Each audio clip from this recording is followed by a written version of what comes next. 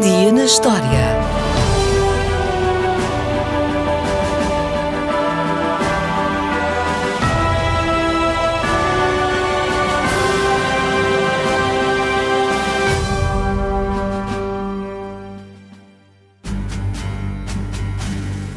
Com o fim da Segunda Guerra Mundial e quando o mundo ansiava por paz, logo começou outro conflito mais silencioso: a Guerra Fria. Com a Guerra Fria, o mundo ficou dividido e nada representou tão bem essa divisão como o Muro de Berlim. Este muro, além de dividir ao meio a cidade de Berlim, simbolizava a divisão do mundo em dois blocos. De um lado, a República Federal da Alemanha e os países ocidentais, encabeçados pelos Estados Unidos. Do outro lado, a República Democrática Alemã e os países comunistas sob a influência da União Soviética. O muro, que na verdade eram dois muros, separados, começou a ser construído em 1961 e chegou a ter 67 km de gradeamento, 302 torres de observação, redes eletrificadas com alarme e ainda muitas zonas planas para facilitar a corrida dos cães de guarda.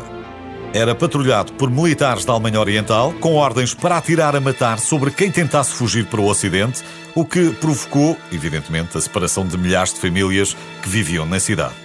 Ainda assim, mais de 5 mil venceram o Muro de Berlim, passando por cima ou por baixo dele. Infelizmente, mais de 100 não foram bem-sucedidos.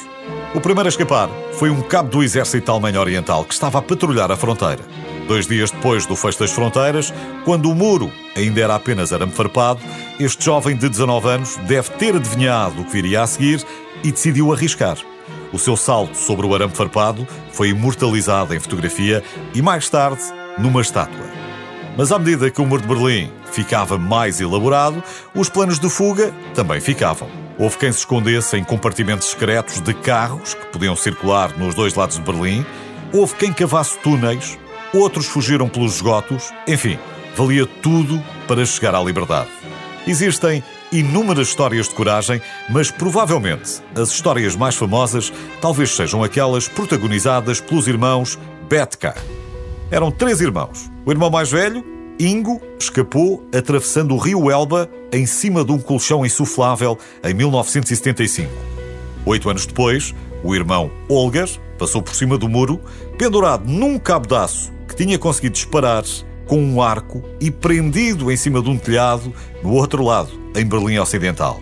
Anos depois, as pressões eram muitas e o Muro de Berlim estava quase a cair. Mr. Gorbachev, tear down this wall.